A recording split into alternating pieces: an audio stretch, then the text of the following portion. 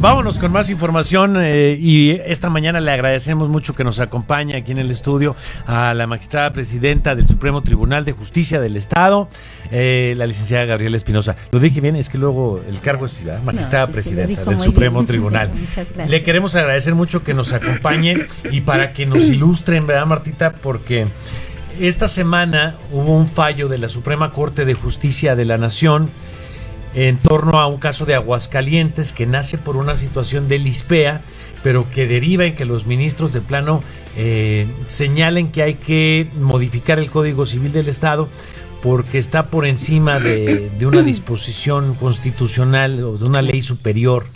Creo que hasta ahí le entendí más o menos bien, y hay varios puntos de artículos del Código Civil que dicen deben cambiarse. Uno, que el matrimonio debe ser entre un hombre y una mujer, que no debe decir esto, ni que deba el matrimonio no está nada más para la preservación de la especie, sí, ¿verdad? Para la procreación. ¿Qué implicaciones tiene este fallo de la Corte, licenciada? Sí, licenciado, buenos días. Al contrario, muchas gracias por la invitación. Yo con mucho gusto aquí estoy a la orden. Mire, pues sí, efectivamente, como usted lo menciona, la Suprema Corte de Justicia en esta semana se pronunció en ese sentido de declarando inválidos o inconstitucionales algunas disposiciones tanto de la ley del ISPEA y como consecuencia del Código Civil. Me gustaría retomar un poquito el tema de los instrumentos internacionales que los organismos internacionales proponen a diferentes países o a todos los países involucrados algunas disposiciones para revisar precisamente la cuestión de los derechos humanos. Uh-huh. ¿Sí? Estas determinaciones o propuestas las ratifica el Senado. Sí, entonces al momento en que el Senado ratifica las convenciones para que México adopte algunas cuestiones y preservar precisamente los derechos humanos. Uh-huh. Como consecuencia de ello, la Comisión Nacional de Derechos Humanos hace valer la inconstitucionalidad o la invalidez de estos artículos del ISPEA precisamente como consecuencia del Código Civil, porque una de las funciones que tiene la Comisión Nacional de Derechos Humanos es estar revisando todas las normativas de todos los estados, visualizando cuáles son aquellas que pueden atentar contra los derechos humanos. Entonces, a raíz de esto, la Comisión Nacional de Derechos Humanos interpone esta acción de inconstitucionalidad ante la Suprema Corte de Justicia, y es como consecuencia de ello que la Suprema Corte de Justicia resuelve y determina como inconstitucional estas disposiciones. Efectivamente, en la ley del ISPEA se protegía de alguna manera o se le daba derecho a las prestaciones a aquellas personas del matrimonio, y entendiéndose por matrimonio, como dice nuestro Código Civil, la unión entre un hombre y una mujer. Uh-huh. Sin embargo, si el matrimonio era entre personas del mismo sexo. O sea, decía nada más matrimonio entre un hombre y una mujer, y como fin es la procreación, ¿sí?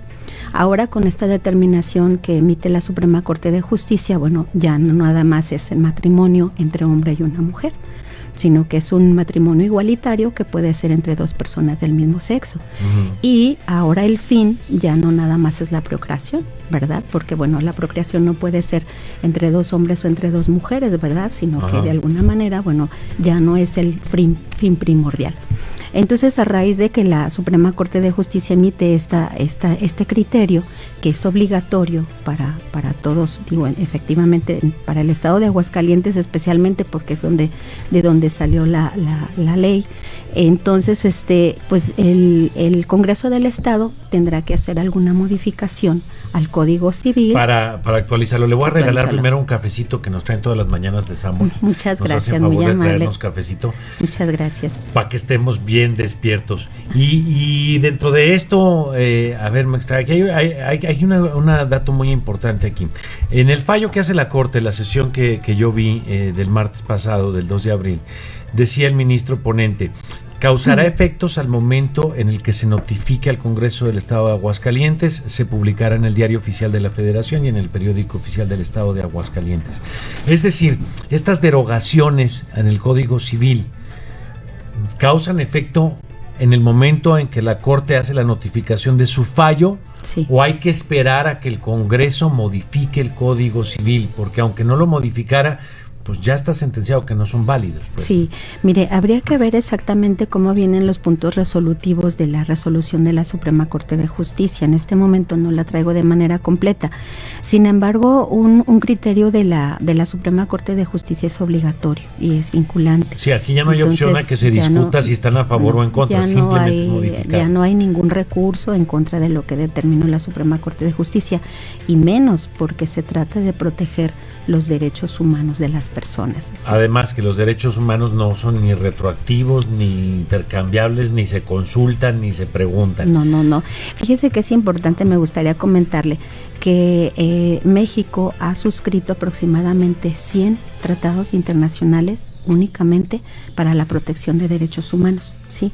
Como puede ser para evitar la discriminación, para proteger los derechos de los menores, para proteger los derechos de las personas adultas mayores, contra la trata de personas, contra la tortura. Entonces tenemos aproximadamente 100 tratados internacionales que ha suscrito México y alrededor de 2,000 en todas las materias. Entonces, precisamente, bueno, pues ahorita los derechos humanos es lo que se debe de proteger, y por eso la Suprema Corte y como cualquier otra disposición en el Código de Aguascalientes que estuviera por encima de estos derechos deberá ser modificada. Sí. Y bueno, pues lo ideal sería que el Congreso pues no se espere a que la Corte falle, ¿no? Sino que más bien pues tengan que modificarlo. ¿Qué pasa si alguien llega al registro civil en los siguientes días, ya después de notificado, y dice: vengo a solicitar el matrimonio entre personas del mismo sexo, pero no se ha modificado el código aún? Sí, mire, desde mi punto de vista, le digo, sin tener a la mano los resolutivos de la resolución de la Suprema Corte,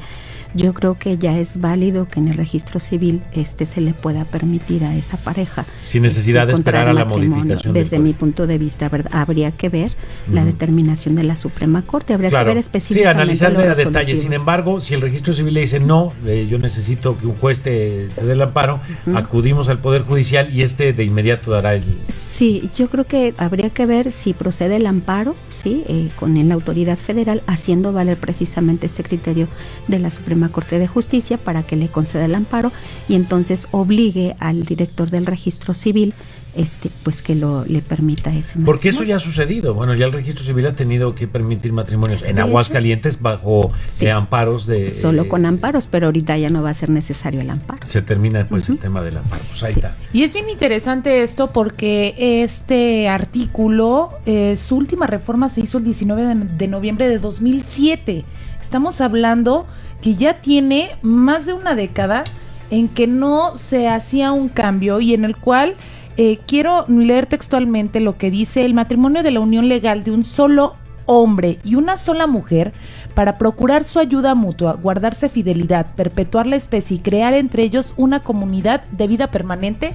Bueno, pues evidentemente todo este artículo deberá cambiarse para poder brindarle, como bien lo comentábamos el día de ayer, seguridad social a las parejas del mismo sexo que quieren contraer matrimonio y bueno, brindar esta nueva oportunidad a las personas que tienen todo el derecho de poder contraer matrimonio sin ningún tipo de restricciones, ¿no? Sí, y además aquí lo que también hay, Marta, es que hay mucho idealismo luego en las leyes, que eso es lo que a veces sale sobrando, porque aquí dicen para procurar su ayuda mutua, perpetuar la especie, crear entre ellos una comunidad de vida permanente.